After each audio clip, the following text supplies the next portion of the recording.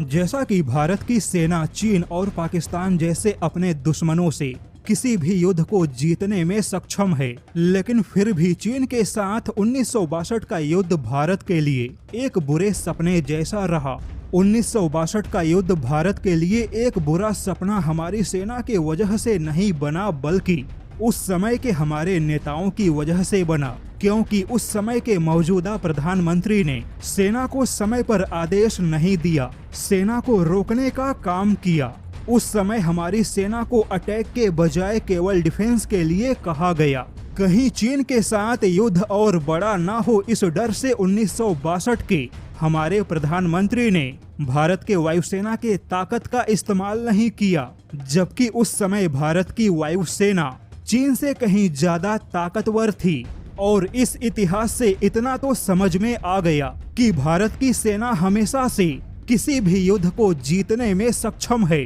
बस हमारे नेताओं के अंदर एक दमदार फैसला लेने और युद्ध के दौरान वैश्विक राजनीति को संभालने का कलेजा होना चाहिए। लेकिन अब भारत के ताकत को लेकर एक ऐसा खुलासा हुआ जिसने न केवल हमारे पड़ोसी चीन को टेंशन दिया, बल्कि नेटो संगठन भी भारत के इस ताकत के सामने शर्मा गया, क्योंकि नेटो संगठन अपने ही रिपोर्ट से काफी चिंता में है। जेन्स डिफेंस वीकली के एक रिपोर्ट के मुताबिक अगर नेटो संगठन में से केवल अमेरिका और फ्रांस को निकाल दे तो नाटो संगठन के सभी देशों के गोला बारूद की उत्पादन क्षमता आज के तारीख में भारत के गोला बारूद के उत्पादन क्षमता के बराबर भी नहीं होगी। रिपोर्ट के मुताबिक केवल नेटो संगठन ही नहीं, बल्कि पूरा यूरोप और अमेरिका मिलकर पूरे साल में 13 लाख सालाना तोप के गोले का उत्पादन कर रहे हैं, जबकि पूरे यूरोप और अमेरिका के टक्कर में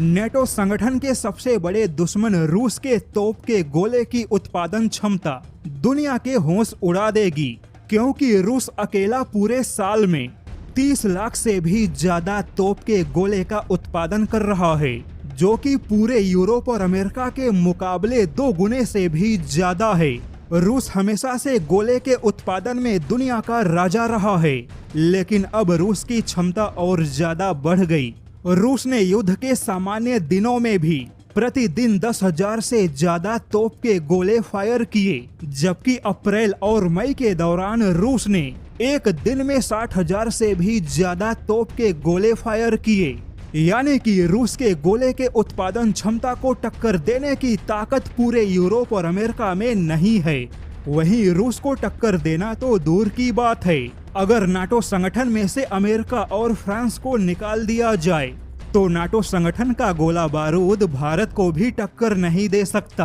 क्योंकि अमेरिका और फ्रांस के बिना पूरे नाटो संगठन की उत्पादन क्षमता सालाना 5 लाख से भी कम है।